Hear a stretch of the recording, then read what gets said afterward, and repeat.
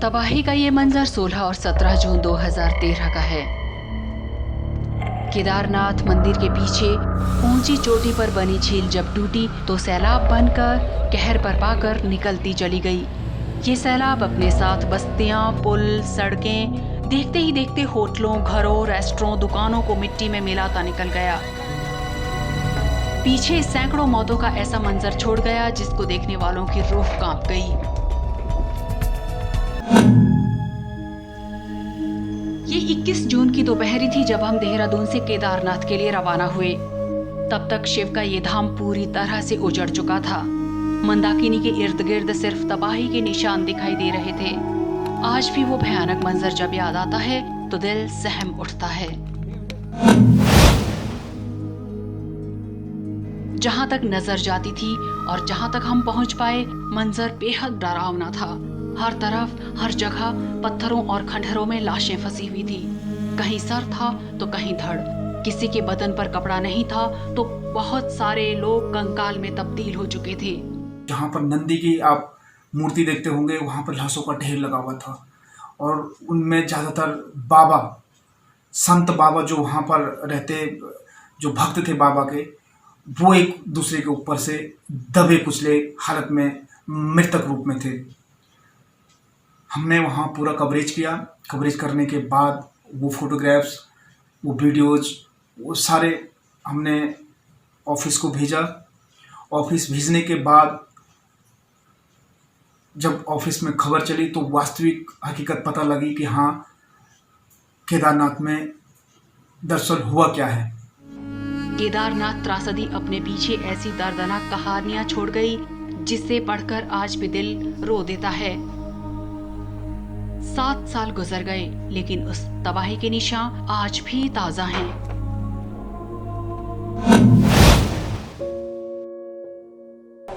सोलहवां 17 जून 2013 को वैसे तो उत्तराखंड की केदार घाटी समेत अनेक स्थानों पर आपदा ने कहर बरपाया। बारिश का पानी प्रलय के रूप में सामने आया। बड़ी तादाद में लोगों को बेघर होना पड़ा।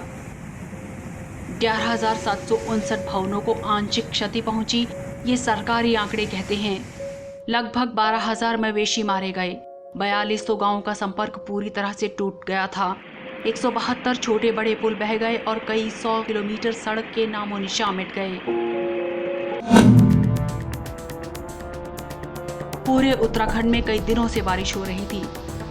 केदारनाथ मंदिर के आसपास के पहाड़ों पर झीलों में पानी भर रहा था और ग्लेशियर भी पिघलने लगे थे। केदारनाथ में तीर्थयात्रियों, पुजारियों समेत लोगों की भीड़ जमा थी और वे बारिश के रुकने का इंतजार कर रहे थे, लेकिन कोई नहीं जानता था कि 16 जून की शाम को क्या होने वाला है। केदारनाथ में शाम ढल चुकी थी और बारिश जारी थी। केदारनाथ के आसपास मंदाकिनी और सरस्वती उफान पर थी। खासकर मंदाकिनी की गर्जना डराने वाली थी। मंदाकिनी का स्रोत था चोराबाड़ी झील, जिसमें पानी लबालब भर गया था। केदारनाथ के आसपास पहाड़ों पर बादल फट रहे थे।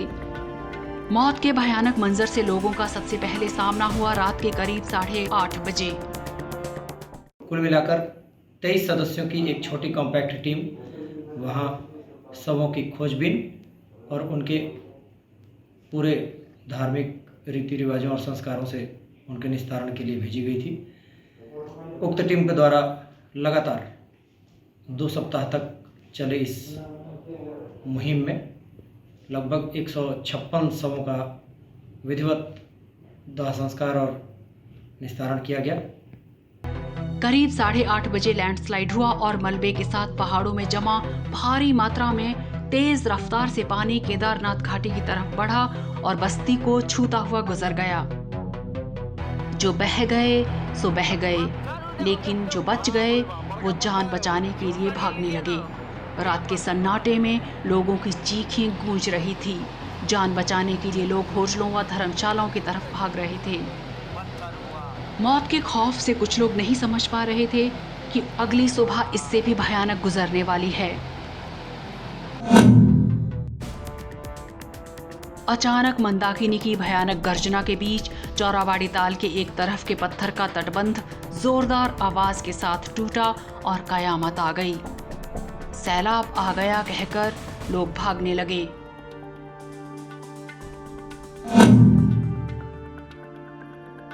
सैलाब मौत का तांडव करता गुजरता रहा, लेकिन बारिश भी नहीं रुकी और बचे खुचे लोगों का इंतजार भी नहीं खत्म हुआ। 18 जून को जब बारिश थमी और मौसम साफ हुआ तो केदारनाथ कस्बे से कब्रिस्तान बन चुका था, जहां तहां लाशों के चीथड़े पड़े हुए थे।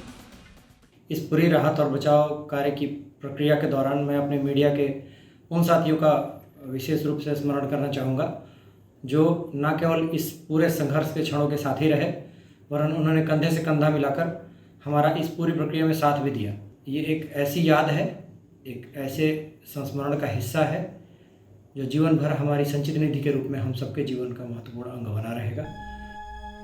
उस वक्त केदारनाथ के तत्कालीन डीएसपी स्वप्न किशोर अपनी टीम के साथ मलबे में जिंदगी की तलाश के लिए पहुंचे। किशोर ने यहां लावारिस शवों के अंतिम संस्कार की प्रक्रिया में अहम भूमिका निभाई। 40 किलोमीटर प्रति घंटे की रफ्तार से 100 मीटर ऊंची पानी की लहरों में बड़ी बड़ी चट्टानें थी। इस सैलाब में कई रेस्ट हाउस होटल बह गए और कई लोग भी। बहुत से लोगों के रिश्तेदार इस सैलाब में बह गए, जिनमें से कईयों का आज तक पता नहीं चल पाया। रामबाड़ा और गौरीकुंड के इलाकों में जानमाल का भारी नुकसान हुआ।